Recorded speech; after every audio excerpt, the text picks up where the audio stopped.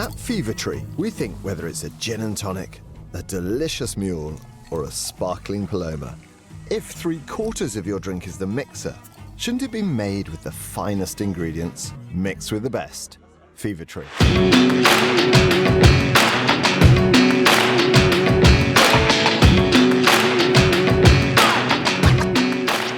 What is happening, Post Shifters? Welcome back to another episode of the Post Shift Podcast. Of course, I'm my host, Shawn Soole. As you've probably noticed, if you actually tune into Instagram and Facebook and my social medias, you would have noticed that I am going live a ton. I'm trying to keep it fresh and keep rotating through guests as much as possible and get different styles of guests. This week is sort of a local spotlight for my hometown, Victoria, BC. And if you're located in Victoria, BC, you're going to really want to listen to this one. Jess Taylor, he runs Wandering Mollusk and Shuck Taylor's on the corner of Blanchard and Johnson. I've actually revered him quite a bit over the years just for his the way he's done business and the grind he's put in, because we're going to talk a little bit about that, but it goes back so much further. And knowing that he would be balancing Wandering Mollusk pop-ups as well as working St. Frank's till 3 o'clock in the morning back in the day, really always showcased his entrepreneurial spirit and where his goals were going to be long-term. So welcome, Jesse. Hey, guys. Thanks for having me. Thanks, Shawn. Looking forward to this. Thank you so much for joining me. So give everybody the rundown, like how did you get in the hospitality industry and where did the idea of Wandering Mollusk come from? Yeah, 25 years now, so you're always wondering what you're going to highlight out of that. But you've been, in Victoria hospitality since 2001 in some form or the other. And I would say that the first half of me being in hospitality was always thinking about how I could get out of hospitality. How was I going to move on with my life? How was I going to do the thing that was going to make me happy or make me financially wealthy or whatever it was. And so a lot of my actions were certainly towards that and not necessarily embracing this thing that I was doing every day. And sometimes doing it really well and sometimes doing it very not well. And for me, the big catalyst was I had been applying for this job to go and do currency trading in Vancouver, and I just happened to know the owner of the business, and so I bugged him 5 years. Like every 3 months, I was phoning him up. I'm like, I want to come and do this, and it was always a constant like, you're not ready yet, and I probably wasn't. But finally, I got that opportunity. So dropped everything I was doing. I think I was managing the bar out at Harold's at the time, out in Sydney, which is one of the jobs I actually really did enjoy. But the timing said I had to go. And yeah, I ended up just completely changing gears, working on a trading floor, making 150 phone calls a day to businesses, trying to become their currency broker.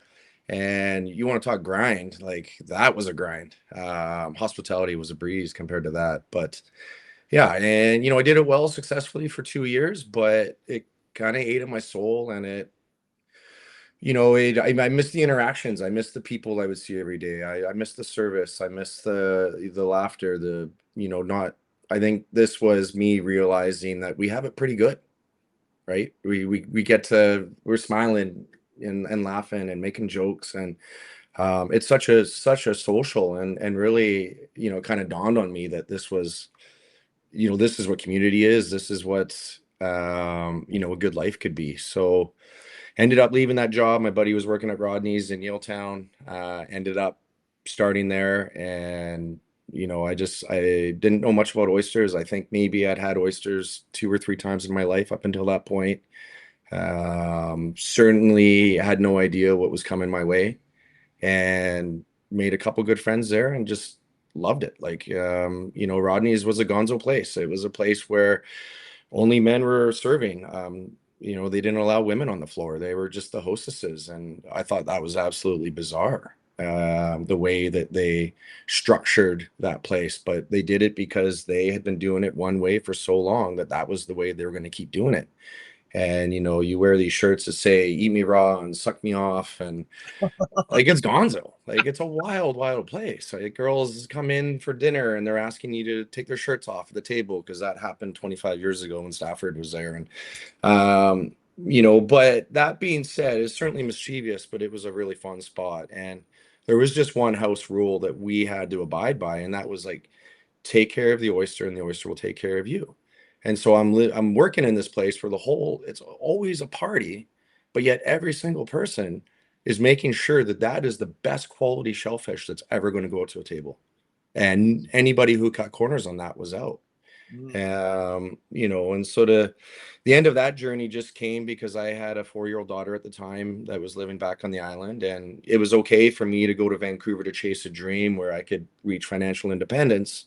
But it wasn't okay for me to just be doing hospitality again. And so coming back here, I didn't realize how much I was going to miss the oyster game and the things that I learned. But once I got back here, I knew that this was a part of me now. It was there. And, I got to give a big prop to, I'm sorry, I'm going to forget his last name right now, but you know Ryan very well, the cocktail guru here. I'll come back on his name later, but I talked to him one day over the bar at the Guild, and I said, I think I'm going to open up a catering company. He's like, well, what are you going to do? I'm like, I'm going to start catering oysters at weddings. He's like, okay. Comes back in the bar 4 weeks later, and he's like, I got your first gig.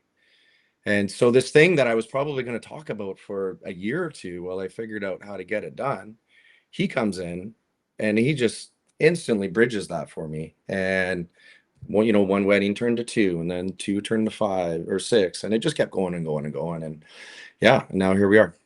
What year was that when Wandering Mollusk started up? August 2014. Okay, so we're looking at like almost 11 years for, 11 years yesterday, basically, for Wandering Mollusk. So where was the journey during Wandering Mollusk? I know that, as I mentioned, you were working at St. Frank's and always had sort of a side gig as well. How did you balance out? Was it this awareness that while the Wandering Mollusk was going to be your long-term goal gig, to actually like still balance out and go, hey, I still need to make money because weddings are only X amount of dollars and doing gigs like in the beginning is only X amount of dollars? How was that awareness like balancing out having basically a full-time job as well as a full-time job? Yeah, it was never going to be a full-time job because I just found I was never going to have the X amount of money I was going to need in order to open a restaurant. It was always going to take somebody's kindness and or opportunity. So I did kind of just, when I started the Mollusk, it wasn't me thinking about how I was going to grow the business.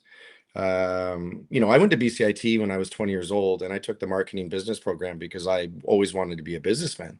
But I failed out of BCIT in 6 months because that place is so hard. I had no idea what I was walking into. And so there always was this level of business in me. But even with the Mollusk and started these weddings, like if we started 2014, we never really caught traction until 2017. And a lot of that was, once again, luck. It was Douglas Magazine putting us as 10 to watch in 2016. So that opened us up to all of like the Gordon Head and the Oak Bay community. It took Mike Coghill coming here for Beer Fest one day, from Mike Coghill being the owner of Yellow Dog Brewing, seeing us and being like, man, you guys, like, this is cool. You should be like a food truck, but doing this inside the brewery. Because all the breweries were being built without kitchens, because you're an expert at one thing doesn't mean you're going to be an expert at the other. So that was the style. And we got invited to go to Brewers Row and do Yellow Dog, and started just doing, that was like, I remember the first pop-up we did at Yellow Dog, that was like the most money I ever made. People were coming far and wide. It was a lineup out the door. And I just so happened, a couple buddies of mine that were coming to see me from Rodney's, I was like, okay, well, you guys are shucking. Like, now I gotta triage this thing. Like, I'm gonna take the money, I'm gonna take the payments. You guys are all shucking. They all ended up working like a 6-hour shift. And then that led to Parkside Brewery and Moody Ales, and then pre-COVID, Whistleboy reached out.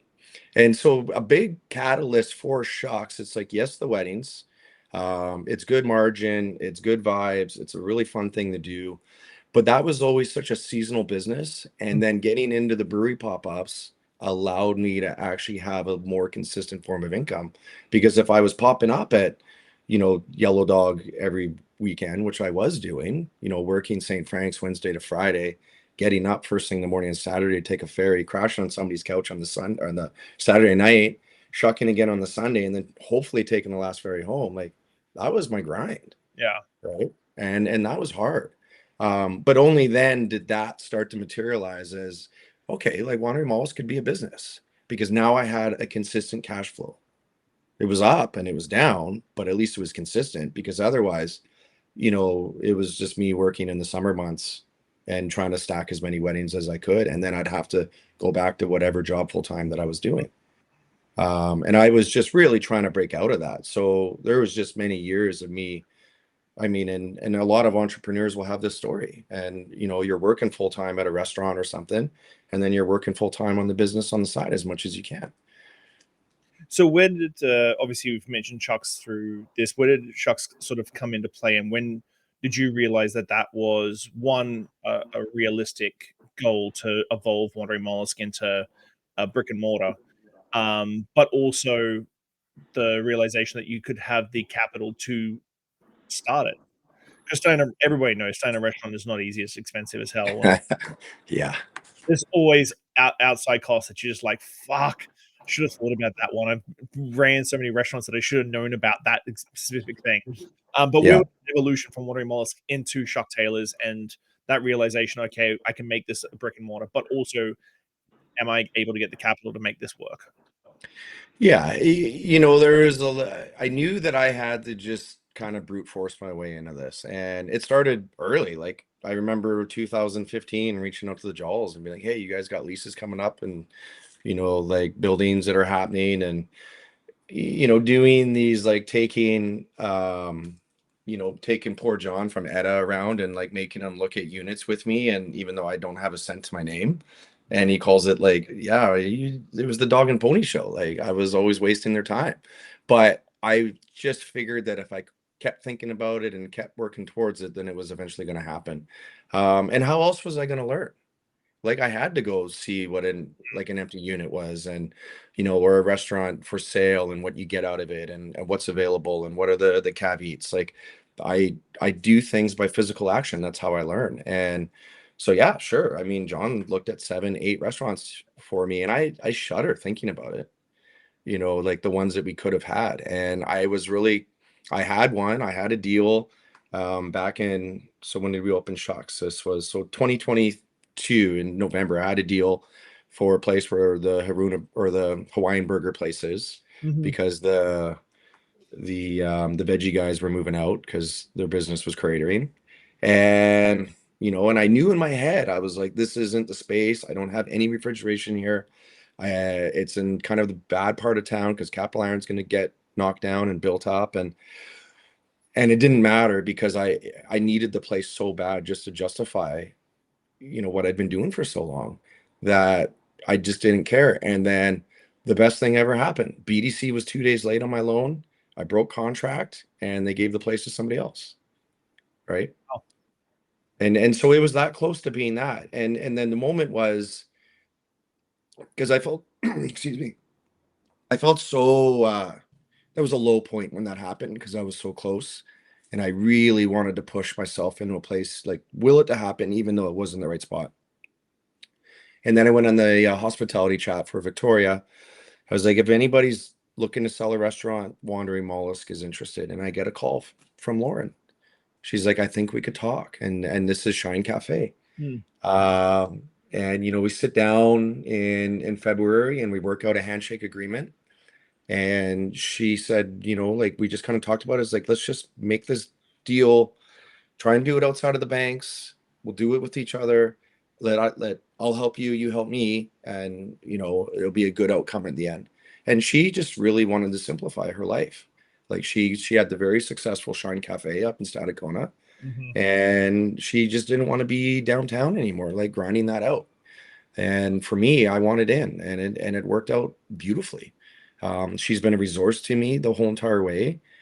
She helped me out in anything that I would have asked for, and you know, we've become friends because of it. And so when I talk about kindness, you know, it's going to take kindness for me to get a restaurant. Well, that's where it was. It was Lauren. That's cool. Yeah, because you don't usually see that. Like, I've as you know, I've brokered deals and all that sort of stuff. Like, you don't usually see it. It's usually I want the money and I want to get out, and fuck your situation or Yeah. how you feel about things.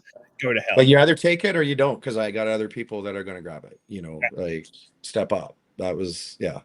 So Wandering Mollusk as a brand you built it very well. You're gaining potential. Doing the shift to a brick and mortar, how intentional was the Shuck Taylor's brand? Was that always in your brain about what the concept would be? As we were talking about in the green room, the anti-restaurant. Yeah. And I kind of feel like, especially post currency trading, where it's super transactional, you want to get away from the transactional nature of hospitality, where it's just you come in, you spend money, I serve you, you get the fuck out. You said in the green room you wanted to be an anti-restaurant. What was the concept around and the vibe around Shuck Taylor's from the get-go? So the get-go was, my mood board was a playlist. I obviously had like notes jotted down, but I was just building out that, I think it's 800 songs now. People are asking us all the time, like, could I download this? Like, sure. Like, we're just playing like old hits. It just works so well in the restaurant. And so that was my first mood board, was just finding that, like, that vibe. And a lot of that came from Rodney's. My original plan was to have a middle, like a small Rodney's, because the one thing they did really well there was that every seat in the house could see the oyster shucker. That's the epitome of what an oyster bar is. Like, you want to see the show, you want to see the stage, you want to see a bunch of grown adults like laughing and enjoying the fact that they're shucking oysters for other adults. Like, it's kind of ridiculous, and that's what makes it so fun, right? Like, what are we taking seriously here? You crank up the tunes, you over pour the wine, you just create an ambience, you create an atmosphere. And what doesn't go into that is today's like on-demand culture. And so I mean, everybody, all the brunch places in Victoria, they're all allowed to be lineup only. None of them take reservations. But God forbid you're serving dinner and you don't take reservations, people lose their shit. Yeah. Right. And it's just like, whatever happened to earning something? I don't want somebody up in Gordon Head being able to get on their phone and book like my prime 5 o'clock seating on a Friday night 4 weeks into the future.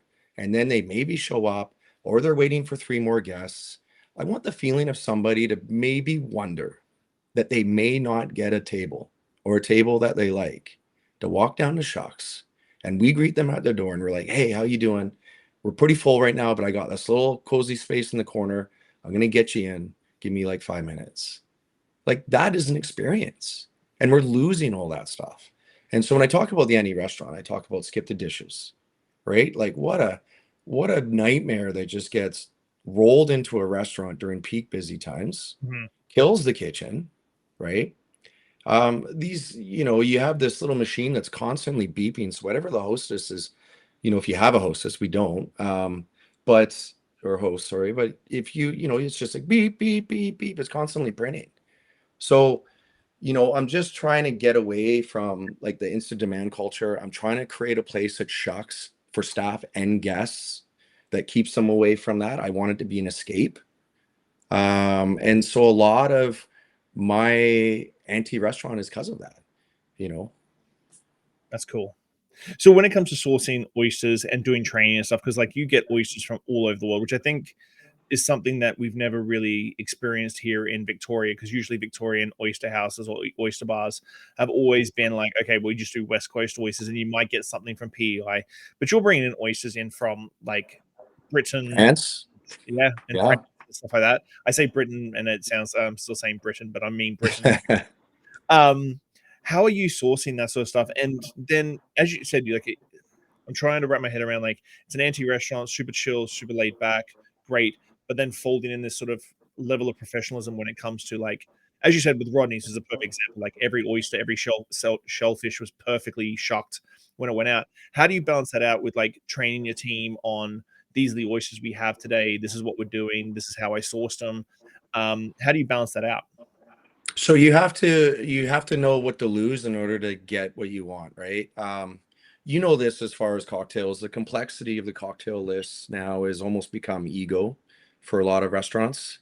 Again, Um, You're trying to hit, yeah, again. So you're trying to hit service standards as a server in restaurant B, but then you're all of a sudden putting down this like this big brick book of all the cocktails, and it's like, well, you got a minute to like get a drink because we want drinks on the table in 2 minutes. It's like, well, why did you give me this novel to read, right? Like, I don't know how to make sense of all this. So the complexity is in the oysters, right? That is our professionalism. So what do we need to do? Well, we need to get drinks on the table in 30 seconds, right? So we can't do that if we have bartenders and cocktailing. So let's just put everything on tap.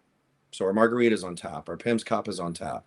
So anybody there could, like, all of us are our own bartenders. So you get that order, that drink goes on the table in a second. And because the complexity is in the oyster, and the things that I want to talk most about are the oysters, because that's why you're there. So I don't want to derail the conversation or the service by getting too deep into other things. That's why we have this small menu, right? It's just like we're just playing they're the hits.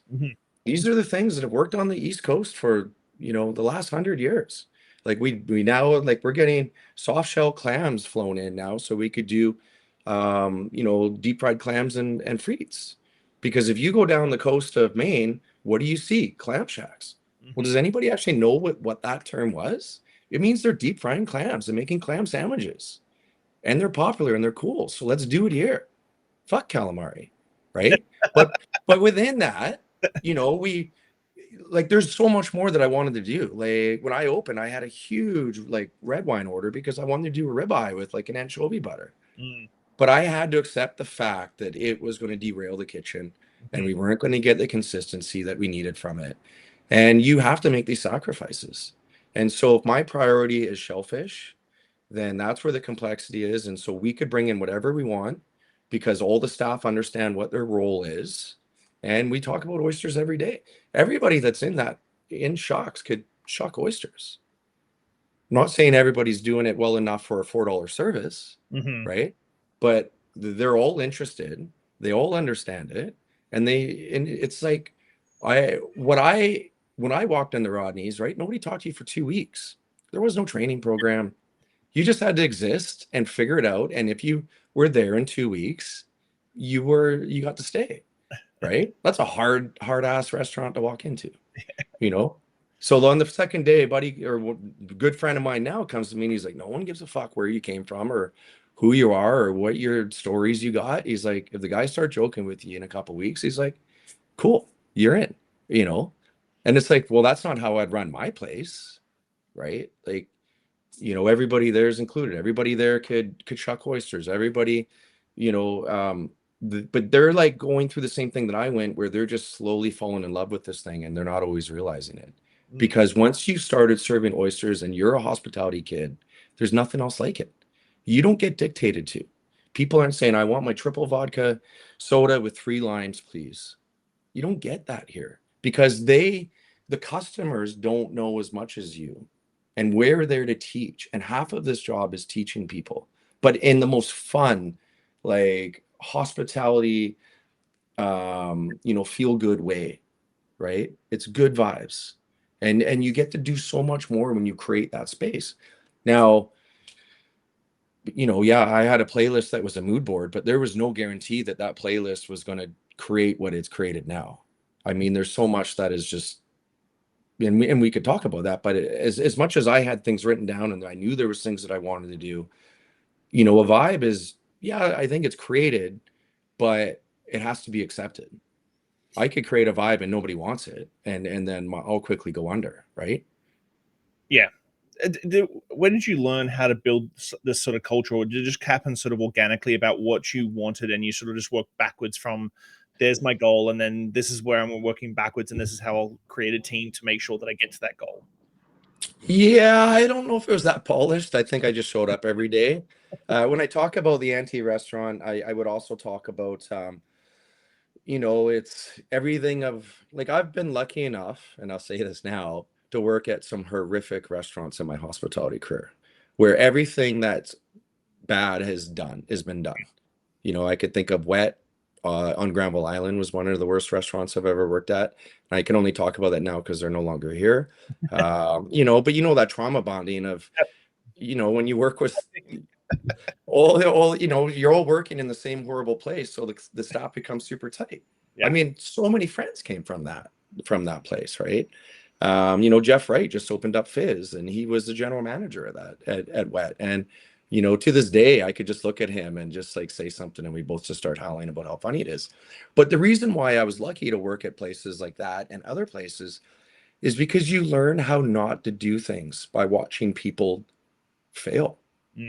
Watching other people make mistakes and watching their failures and watching what happens when the music list is not a vibe or the lights are too bright, or nobody's taking care of the door, or there's no systems, there's no, like, all of these things is, that's how I learned. So when I did Shucks, it was like, okay, well, we just won't do that. We keep the mood lighting, like, we keep nice moods with the light. We make sure the music's, if it's happy hour, the music goes up. But as soon as happy hour is done and we got that half an hour lull, you turn it the fuck down, right? Because there's nothing that kills a room faster than walking into an empty room with music that's too loud.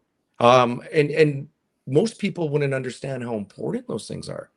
But that is your constant day to day. You're shifting, you're touching, you're moving, it never stops. It's never going to stop. Right? You're making sure that everybody's on the same program as you. So there was a lot of that. It was just trying not to do what I had seen done wrong. But of course, the space gave me tons of things that I never would have expected, like the high ceilings. It makes such a difference in that room.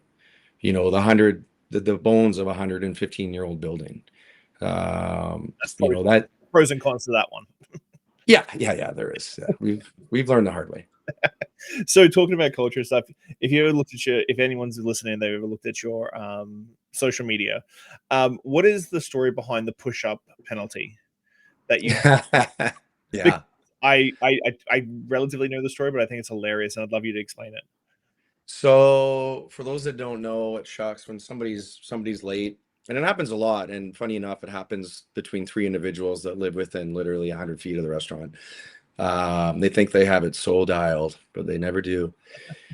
The hospitality's moved on from, the old chef's culture that we know, the bartender culture where everybody just gets to yell at everybody and tell them to go fuck themselves and be better. And, the Gordon Ramsay, like, pieces of bread on each side of his face. And it's like, who's the sandwich now? Like, you're kind of lucky that you get good people to work for you. And I think this is where culture and the community within the staff is more important than the culture and the community of your patrons. Because having that staff that believes in that is the one that's going to keep the community coming in and in and in. And so I say there's hills to die on. So if you're late, cool, you're going to do 10 push-ups, 15 push-ups, 20 push-ups, sometimes burpees, and I'm going to film it and I'm going to put it on social media, and it's there at Shuck Taylor's, and you could go look at it. And I just want them to feel a little bit of like, oh, I'm being kind of shamed within my peer group, right? And then Jess is going to post it, and God damn it, I'm going to be on Instagram. So, not everybody loves to be public facing. There's just times when you actually need to be the authority, and there's times when you could take that opportunity and just create culture. And nobody's going to die if somebody's 15 minutes late. And we're talking about that. We're not talking about people that are hours late or doing it habitually. Like, it's always, there's always a little 5, 10, 15-minute window. And I get a kick out of it. I laugh. My friends talk about it. My mom said, like, she gets a laugh out of it. So it's just one of those things that I decided one day, and it just happens to work. That's awesome. So how are you balancing now with Shuck Taylor's? We're walking into 2 years being open now. How are you balancing a brick and mortar place, which already for most solo operators is already a challenge, and then also continuing the Wandering Mollusk brand? So the first year, last year, I really didn't do as much for the mollusk. If there was a wedding coming in, I took it. I was doing a little bit of almost like F off pricing, things that I would normally do before, because I had all the time, I couldn't do as much. And I started feeling a little guilty about that, but then I just didn't have the time. I was going to burn myself out. So we weren't doing pop-ups at Whistle Boy. And then this year I decided that I would start spending a little more time on it and just start pushing forward. I mean, a lot of our Vancouver stuff now, I just give to the oyster boys, and because I don't want to go to Vancouver as much. It takes a toll on me, and I need to be here. And not even so much for the restaurant because the team's running it, but just so I could carve out my life again. All these things I used to do before, I was doing 60, 70 hours a week in the restaurant, trying to get that balance back because that's what's going to make me a better operator. But yeah, so with the mollusk, it's doing its thing. We've done a little bit more charity with it this year, which has actually been fun because that was a component I could never do before because I really needed that to eat. I couldn't afford to give things away. And so being able to do a little bit more with the mollusk has been a really fun, project for me. And so, and funny enough, those things bring opportunities, right? So it does come full circle. Yeah, I think I'm going to gear up the mollusk for next year, hire somebody to run it. And, we started doing offsite catering with the seafood buckets and lobster rolls. And so I see the potential of what we're doing right now. And that will, if we could just stay in our lane, we could just keep being the West Coast seafood guys. And it's not just, you don't have to go to Shuck Taylor's anymore or order an oyster bar. It's like, we could bring the lobster rolls to you. I mean, we're doing a wedding up in Cowichan in a couple of weeks that, it's going to be 20 buckets dropped on a whole bunch of butcher paper, and everybody's just going to, eat with their hands and hopefully not ruin those wedding dresses. And right. And it's fun because the whole reason why Shucks happened is because of the buckets, which happened during COVID. We wouldn't be here if it wasn't for those seafood boils. Oh, wow. And that idea I had for 4 years. I think I saw that idea. We opened 2014 at Wandering Mollusk. I think I saw that idea like end of 2015. Some guy in like Long Island was doing these single-use cooking can seafood boils, but he had his own boat and he was like sourcing the fish and all that. But COVID hit, like I had no idea how to do that. And then COVID hits and it's like, like this is the time. Like this now or never. Yeah. Right. Because I had a captive audience, as soon as those like Instagram started going out, people were like, what? And it's a huge part of our business. Like we're still selling boils like all week. It's good for us. So we wouldn't be here if it wasn't for that. So it's a natural evolution that we're going to continue with boils and find new markets for it. Right. You were talking about education earlier, and it popped in my head about on the West Coast we always have red tide times, and the government had all the notices about fucking red tide and oysters, and you shouldn't eat oysters and so on and so forth. But you made a big push during that time to say, hey, just so you know, the red tide is in this little tiny area, and you can eat oysters everywhere else, including PEI on the East Coast or anything deep south. How did you sort of tackle that? Because I know a lot of oyster bars or restaurants that serve oysters just go no oysters because of perception. They just take them offline. Yeah. Even if they're not getting sourced from a red tide area, they just stop getting sold. But how did you sort of tackle that when it came about? Well, and isn't that, for them to do that, and one, that's a lack of education, but it's also a lack of like understanding what it is that you're selling. Mm-hmm. Right. And I think that is just like erroneous. Like if you're going to serve oysters, it's your duty to know everything about them. Mm-hmm. Like don't just hand them out because you think that it's going to give you a happy hour and it's going to get more people in to drink wine and get some gnocchi. Right. Like it fucking matters.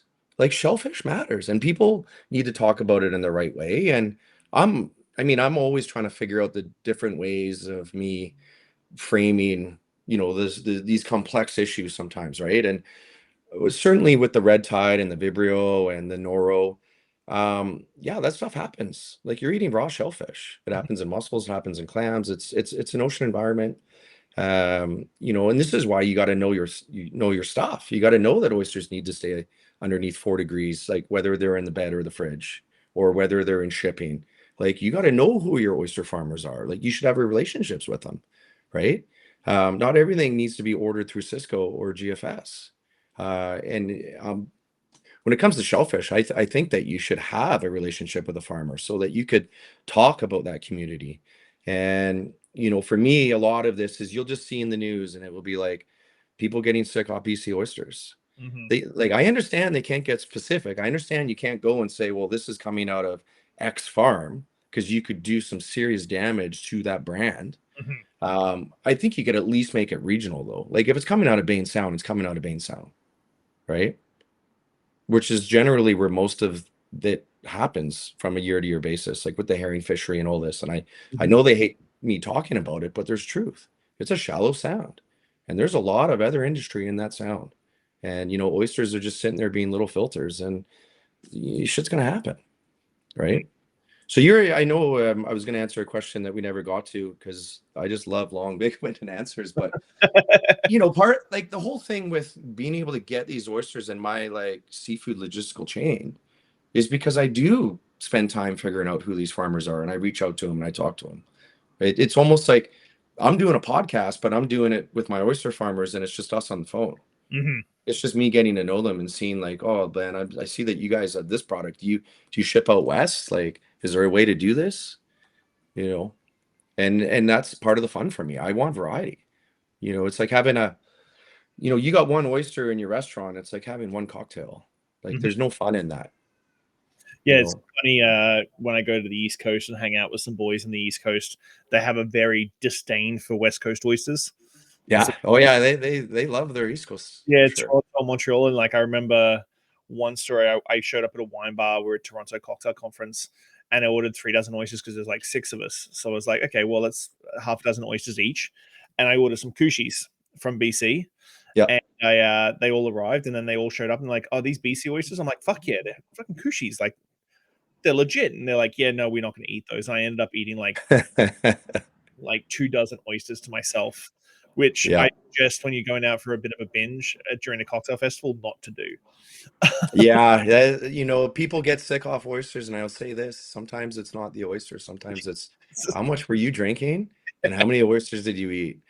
The oyster didn't do it to you. You did it to yourself, It's not like right? safe treats that line your stomach for alcohol.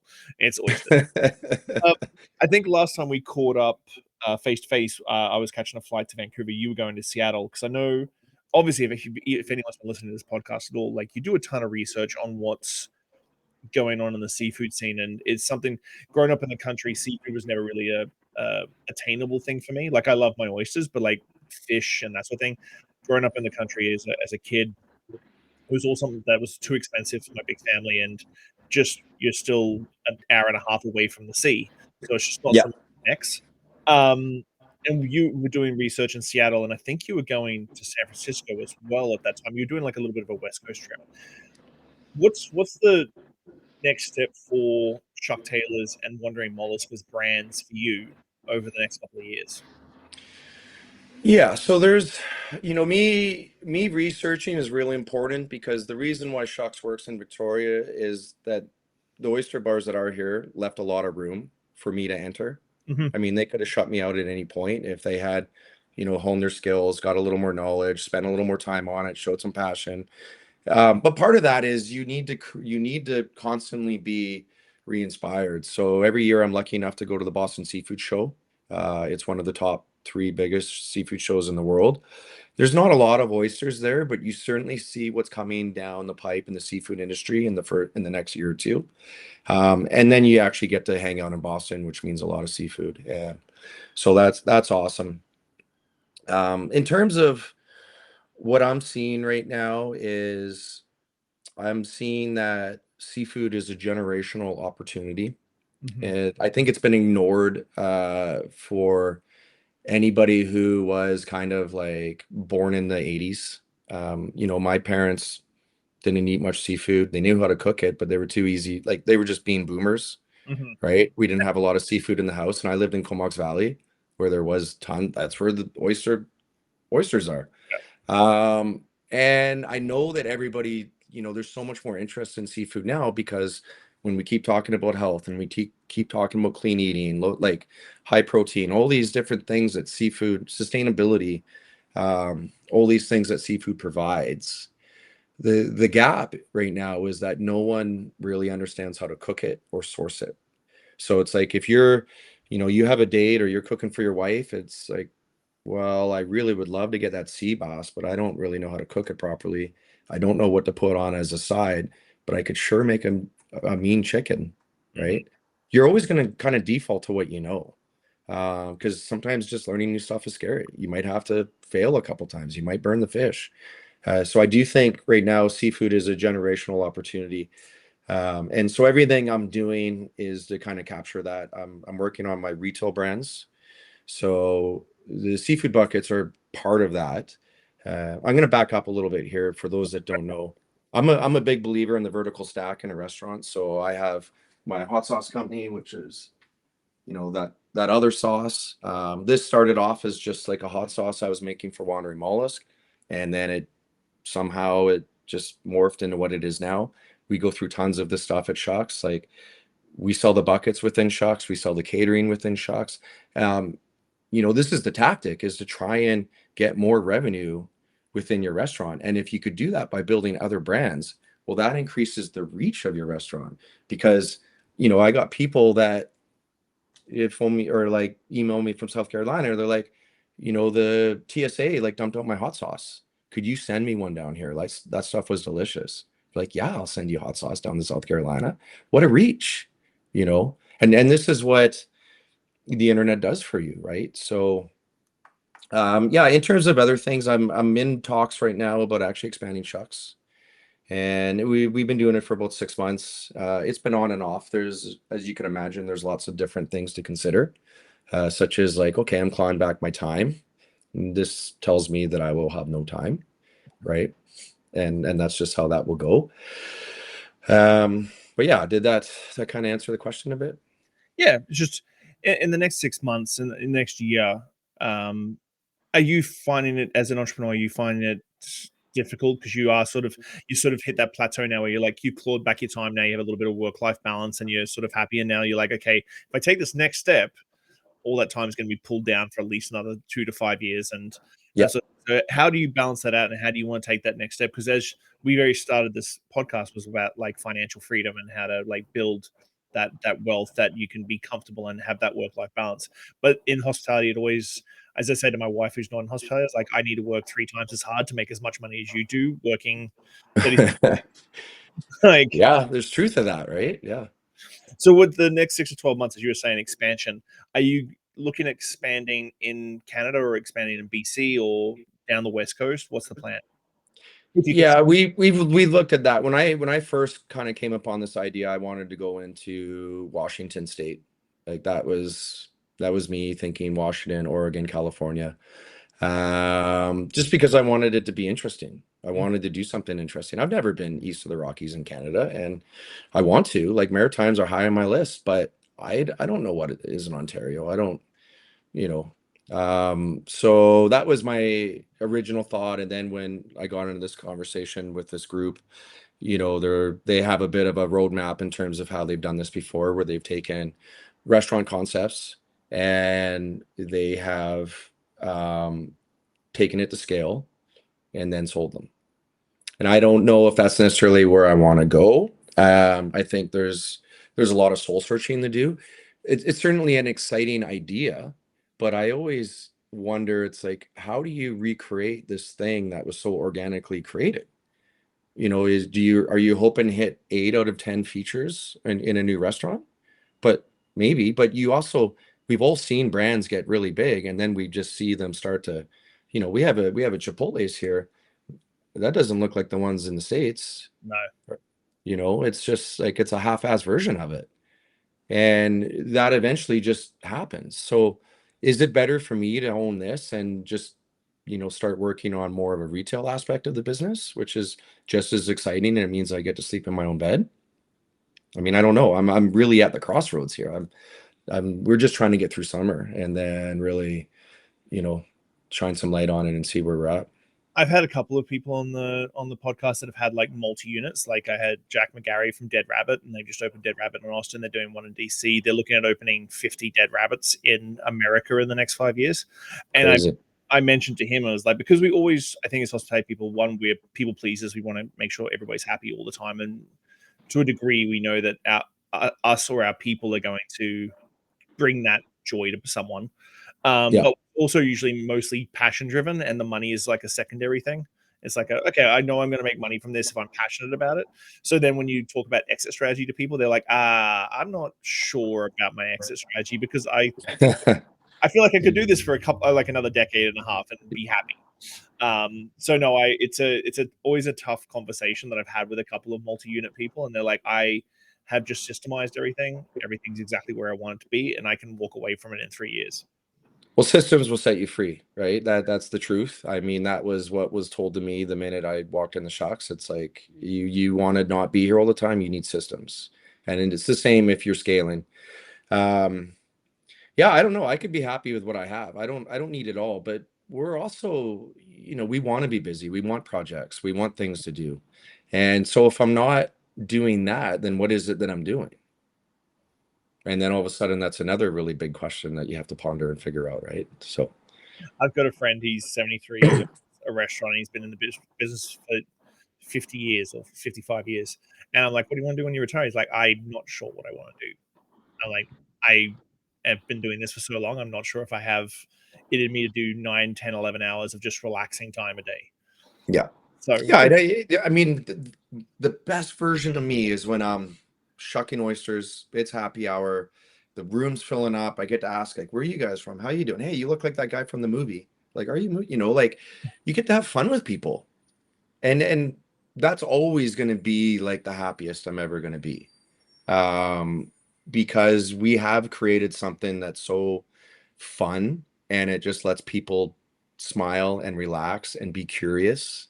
And having a couple kids sit at the bar, like, I love giving them the oyster knife. I love seeing that reaction on their parents' face when they're like, and then they're like, no, okay, it's okay, it's okay, like, we're in a good safe space here, like, because you could give kids knives. You could just do that, right? And you could teach them how to use it, and you could teach them how to open an oyster, and they will always remember that.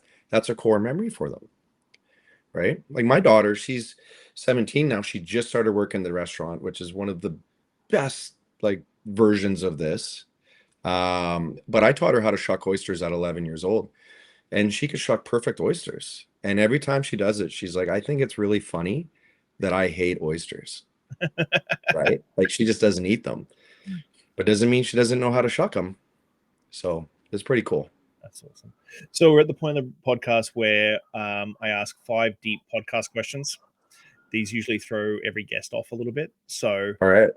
what is one lesson or experience that has shaped your perspective the most, and how do you carry that forward in your life?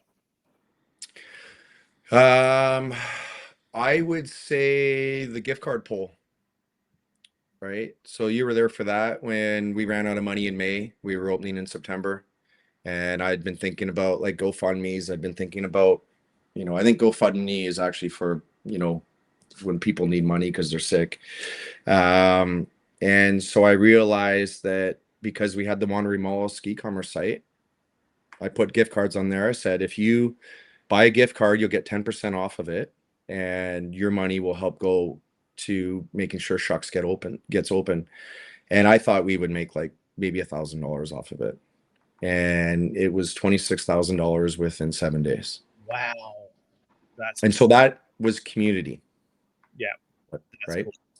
So you can, now you talk about building an audience. What I didn't realize was that Wandering Mollusk was just accidentally building an audience as it went, because we were just running around all these different cities doing this thing. There's people that still haven't picked up their gift cards. I've emailed them. I'm like, hey, your gift card's here from 2 years ago when you helped support this dream of a business. I would love it if you came and used it. That would be awesome. Right. And so, yeah, community. That's awesome. That changed me like that. I had never experienced anything like that in my life. And, it just made me really a lot more grateful, and also why, like, now I'm more inclined to do the charity stuff with Wandering Mollusk and, pass the oyster bar forward a little more. If you could leave one lasting message or piece of wisdom for the world, what would it be and why? Oh, man. These questions do throw people, hey? Just be nice, right?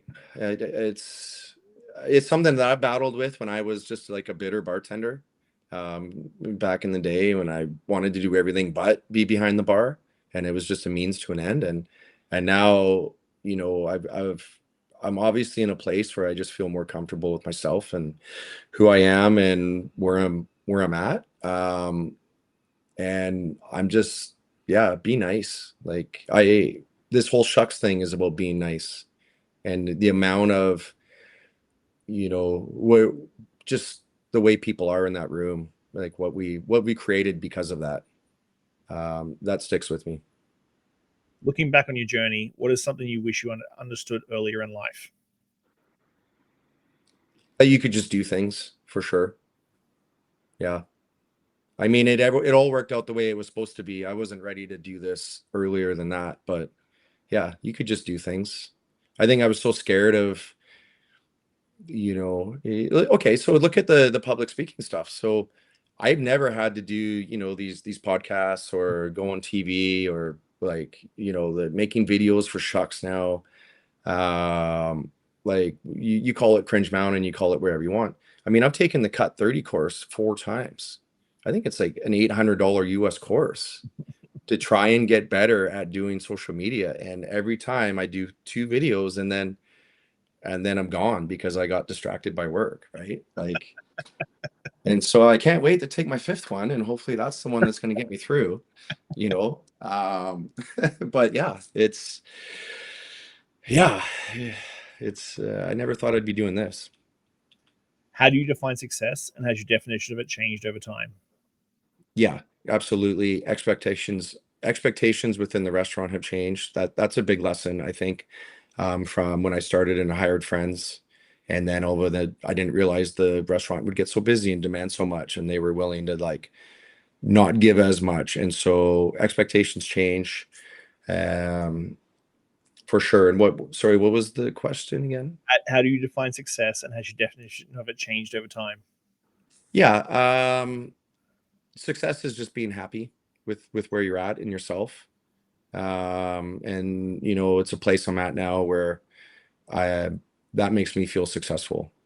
Like I literally will be like, I'm gonna pinch myself to make sure this is real, right? Because we're having so much fun. What do you hope your legacy will be, and what steps are you taking to build it? Oh, it's seafood guy. There's no way that I don't make a huge imprint on people. Like by the time I'm done this, yeah, I just want people to eat more seafood. I want people to respect it. I want people to understand, like in the East Coast, they have this culture and this maritime hospitality, and they're so connected to their seafood industries. We have amazing seafood here in Vancouver Island, and nobody knows about it. Most of it's being shipped out to Japan or Toronto. Like case in point, I grew up in Comox Valley. I had no idea that 50% of Canada's oyster output was coming out of like that area, right? Like I didn't even have an oyster till I was like my late 20s, 30s. So yeah, I'm an advocate for this. I have a bit of a startup with a friend of mine where we take oyster shells and coffee grounds and we turn into fertilizer. Um, there's a lot of opportunity, and it's a fun opportunity, and I'm kind of crazy like that I have so much fun with this stuff. But it puts smiles on people's face. It's not food, it's experiences. Nice. So usually I ask at the very end about what a guest's favorite cocktail is, but I'm going to ask you what your favorite oyster is if you have one. My favorite oyster? Yeah. Well, I got to give you the same speech I give everybody else. It's whatever freshest. Nice. So take the freshest product and then ask the questions after. Don't worry about the size. Most oysters at any well-respected oyster bar are called cocktail size, which is meant for raw consumption. Don't ask about brand names. It's interesting, but like find what's the freshest. Have that one. Don't even know the brand name actually. Just eat the thing and get the terroir and get the experience and bite into it, and the sweet and the salty and the crisp texture and the clean finish, and then be like, where was that from? What oyster was that? Oh, okay. Like everybody's so caught up in the brand names that it detracts them from what they really need to know, right? Well, man, thank you so much for your time. I really appreciate it. I know we've chatted about this for a couple of weeks now. Yeah.